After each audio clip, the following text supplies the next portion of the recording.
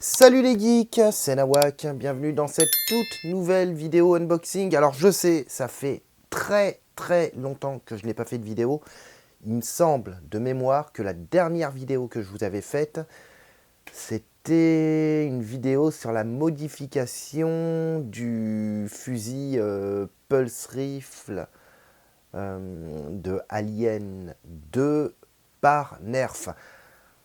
Donc, on reprend, alors je ne vais pas dire qu'on reprend les bonnes habitudes de faire une vidéo par semaine, voire même une vidéo tous les 2-3 jours. Pourquoi je n'ai pas fait de vidéo depuis tout ce temps? Eh bien déjà, parce que j'ai été pas mal occupé. Et ensuite, bah c'est vrai qu'en termes d'achat, tout ce qui est produits dérivés, figurines, statues, etc., bah en fait, je n'ai pas fait d'achat.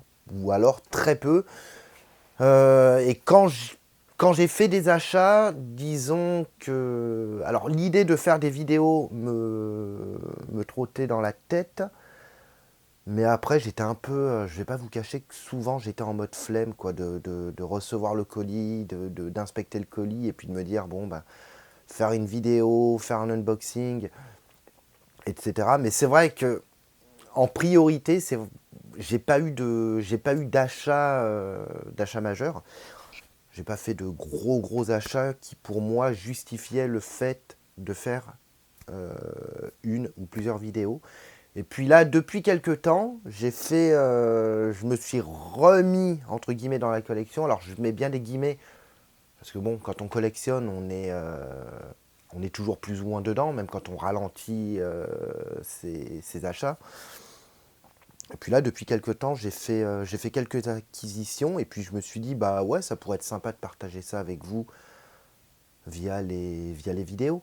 Voilà. Donc, c'est ce que je vous dis. Je vais peut-être pas refaire une vidéo toutes les semaines. Ça dépend de mon emploi du temps personnel.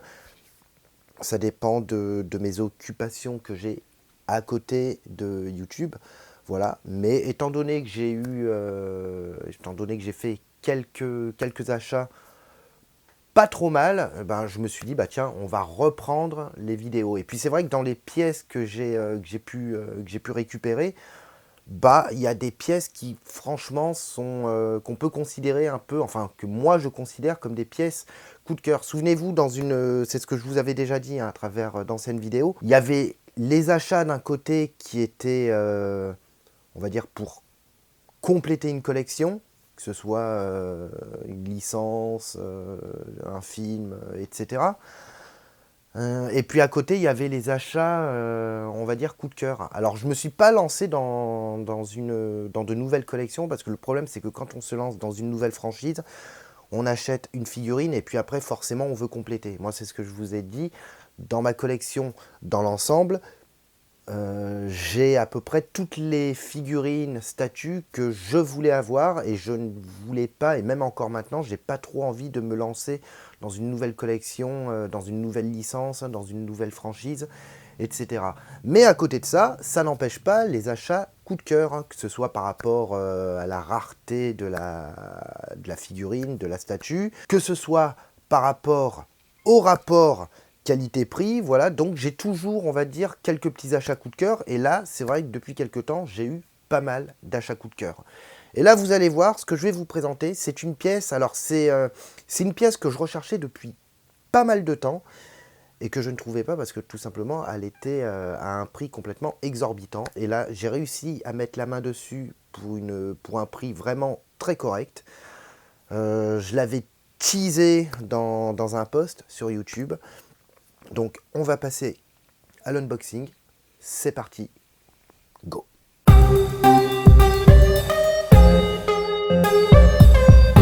Mesdames et messieurs, je suis fier de vous présenter le pack The Thing MacReady dans sa boîte d'origine en état impeccable. Alors pour les connaisseurs, pour ceux qui sont fans de The Thing et qui collectionnent, vous savez à quel point ce pack est super rare. Et pour moi, c'est tout simplement l'un des meilleurs packs en rapport avec l'univers de The Thing. Il y a NECA qui a proposé pas mal de figurines autour de The Thing. Voilà, on a aussi, alors je ne sais plus quelle marque, peut-être que vous pourrez me l'indiquer dans les commentaires, mais on a un fabricant qui a proposé une figurine de MacReady au format 1/6. Voilà. Mais là, en ce qui concerne, en matière de diorama, qui comprend la figurine plus d'autres figurines avec le chien, les monstres, etc. C'est pour moi, en ce qui concerne la licence de The Thing, c'est vraiment pour moi la meilleure des figurines. Voilà. Et comme vous pouvez le voir, je l'ai trouvé en état impeccable. Voilà. Et ceux qui connaissent ce box, vous savez à quel point il est rare et à quel point il cote. Alors ce que je vais faire, je vais essayer de l'ouvrir, mais par contre, je vais pas le déballer complètement parce que, en plus de ça, les figurines sont toujours attachées avec leur système de fixation d'origine. La boîte a déjà été ouverte, mais sinon rien n'a été véritablement sorti. Donc je vous montre ça, c'est parti. Je vous cache pas que ça a été chaud à déballer sans abîmer, mais ça va, il n'y a pas de casse. Du coup, parce que l'ancien proprio m'avait dit qu'il l'avait déjà sorti de la boîte, mais par contre, comme vous pouvez le voir, on a tous les systèmes de fixation qui sont en place, puisque c'est ce qu'il m'avait dit, il n'a jamais sorti les différents éléments de leur support. Voilà. Alors, il sent le neuf, c'est pour vous dire. Voilà. Donc qu'est-ce qu'on a? On a le diorama, on a le loup et les autres chiens qui ont été contaminés par la bête. Voilà. Et il me semble, parce que ça fait pas mal de temps que je n'ai pas vu le film, je crois que cette scène c'est au milieu, quand MacReady sort dans l'espèce de chenil où il y a les chiens de traîneau. Et il est obligé d'en abattre un. Je crois, il me semble que c'est ça la scène de mémoire. Après, franchement, ouais. Donc c'est la compagnie, c'est Sota Toys qui avait fait ça. Voilà, on est sur une figurine en termes de dimension, bah, on est sur une figurine type NECA. Voilà. Le diorama est plutôt bien fait, avec les effets... ouais, les effets au niveau du sol, au niveau du portail, là, avec l'espèce de grillage. C'est bien fait, les espèces de charnières qu'on a.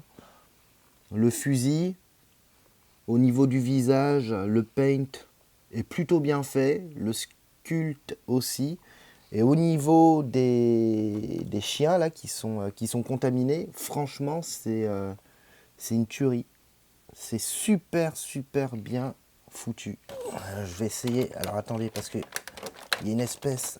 Alors en plus, c'est une figurine qui n'est pas récente. Hein. C'est une figurine, je crois de mémoire, qu'elle est sortie en 2006. Donc vous imaginez, c'est un truc qui a 20 ans. Hein. Voilà. Mais elle est super bien conservée. Voilà. Même les scotch, c'est ce qu'il m'avait dit, les scotch n'ont pas été touchés. Voilà. Après, il faut faire vachement attention parce que c'est du plastique et le plastique comme ça, généralement, ça vieillit mal. Et après, vous avez des effets de... Quand vous le manipulez, quand vous faites pas attention, ça peut craquer en fait. Voilà. Faites voir, je regarde, mais non, globalement, ça va. Voilà. Alors évidemment, il est hors de question que je sorte... Là, par exemple, on a un trou dans le plastique, mais ça va, ça se voit pas trop. Bon, après, c'est ce qu'il m'avait dit, hein, c'est quand même une pièce qui date de 2006. Mais il ne l'avait jamais sorti. Il n'avait jamais sorti les figurines. On est encore sur les attaches d'origine. Il avait tout laissé en place. Et en tout cas, c'est vraiment une superbe trouvaille. Je suis super content d'avoir trouvé ce pack en cet état. D'autant plus que je l'avais déjà trouvé, la figurine. Mais enfin, j'avais déjà trouvé ce box en vente d'occasion beaucoup plus cher et dans un état beaucoup plus abîmé que celui-ci. À l'époque, j'avais hésité à le prendre parce que je me suis dit, ouais, c'est quand même une pièce assez rare, est-ce que je la prends ou est-ce que j'attends de le trouver? Et en fait, ben, ça résume un peu le milieu de la collection. C'est vrai que quand on collectionne, ben, parfois, il ne faut pas hésiter à attendre plusieurs semaines, plusieurs mois, voire même plusieurs années pour trouver la pièce qu'on veut avec un rapport qualité-prix vraiment très intéressant. Et je vous dis régulièrement, enfin pas régulièrement, mais de temps en temps, j'ai déjà vu ce diorama en vente. Le plus souvent, il est sans boîte. C'est uniquement le diorama en loose. Et déjà, même en loose, je trouvais que parfois, au niveau du prix, certains vendeurs avaient tendance un peu à se toucher. Et puis, j'ai hésité, je me disais, est-ce que je le prends, est-ce que je le prends pas? Et moi, je voulais vraiment le trouver en état, on va dire, correct, en boîte. Et là, franchement, quand j'ai vu cette annonce avec la boîte neuve, en super bon état, le diorama jamais déballé et tout, je me suis dit, bon, je le prends. Voilà. Mais en tout cas, c'est super bien fait hein, pour une figurine de 2006. Au niveau du paint, au niveau de la texture, au niveau ouais, au niveau des effets, au niveau ouais, alors les effets sans même, ouais, qui sont quand même bien foutus. Voilà, et franchement, pour moi, ouais, c'est un pack, enfin, même au niveau de la figurine Macready, elle n'a pas à rougir face à une figurine NECA. Alors, si parmi vous, certains savent combien coûtait ce box à sa sortie en 2006, j'ai envie de dire une cinquantaine d'euros peut-être, probablement. Je ne sais pas du tout, mais si certains d'entre vous savent, n'hésitez pas à le mettre dans les commentaires. Voilà, mais comme vous pouvez voir, il est impec. On a encore les fixations, on a encore le scotch. Voilà. Et c'est vraiment un super diorama. Et pour tous les fans de The Thing, c'est vraiment une très belle pièce. Alors, en ce qui concerne le prix, il faut savoir que ça, en l'état comme ça, en très bon état, comme ça, je l'ai déjà vu sur eBay ou même sur des sites, sur quelques sites d'annonces, mais principalement sur eBay. J'ai vu des prix complètement fous. Hein. Je l'ai vu à 500. Ça m'est déjà arrivé de l'avoir aux alentours de 500. Un peu comme le diorama Jaws par McFarlane, dont les prix s'envolent selon l'état de la boîte, si ça a été ouvert ou pas. En moyenne, je l'ai déjà vu, celle-ci, on va, ouais, entre 3 et 400. Voilà. Alors, prix de départ, il était à 200 et quelques euros, 210, 220. Et j'ai réussi à le négocier à 140 euros. Voilà, le vendeur a accepté du premier coup. Il m'a dit, j'ai besoin de pognon en urgence. Donc, il m'a dit, je te le laisse à 140. Voilà, je lui ai demandé si éventuellement j'ai tenté, hein, on ne sait jamais. J'ai essayé de descendre un tout petit peu le prix. Il m'a dit, on va peut-être pas en demander de trop, on va pas non plus exagérer. Et je lui ai dit, ouais, j'ai dit non, de toute façon, à ce prix-là, c'est vraiment une très bonne affaire. Donc vous, dans les commentaires ci-dessous, dites-moi ce que vous en pensez. Est-ce que vous connaissiez ce diorama? Est-ce que certains d'entre vous le possèdent? Est-ce que vous aimeriez l'avoir? Est-ce que vous avez déjà tenté de le trouver, que ce soit en loose ou en boîte? Voilà, n'hésitez pas à vous exprimer dans la zone commentaire. Je suis toujours super content des retours que j'ai eu par rapport aux anciennes vidéos. Par rapport aussi aux photos que j'ai postées, j'ai eu des commentaires vraiment bienveillants, donc je suis super content de vous retrouver. Si certains d'entre vous ont des questions, n'hésitez pas à les poster dans les commentaires, et sinon vous avez l'adresse mail sur la page YouTube. N'hésitez pas à lâcher un like, ça fait super plaisir, ça reste le meilleur moyen de me soutenir, et puis ça permet de la visibilité. Voilà, je vais y arriver. Moi je vous retrouve prochainement pour une nouvelle vidéo unboxing. Il y a pas mal d'autres trucs que je vais vous présenter. J'ai de la Hot Toys, J'ai quoi d'autre? Attendez, je regarde. J'ai un buste aussi, un buste homemade Halloween Michael Myers. Voilà, j'ai quoi d'autre? Je regarde un peu. Enfin bref, des trucs plutôt sympas. Voilà. Et puis d'ici là, je vous dis à très bientôt. Portez-vous bien. Bise.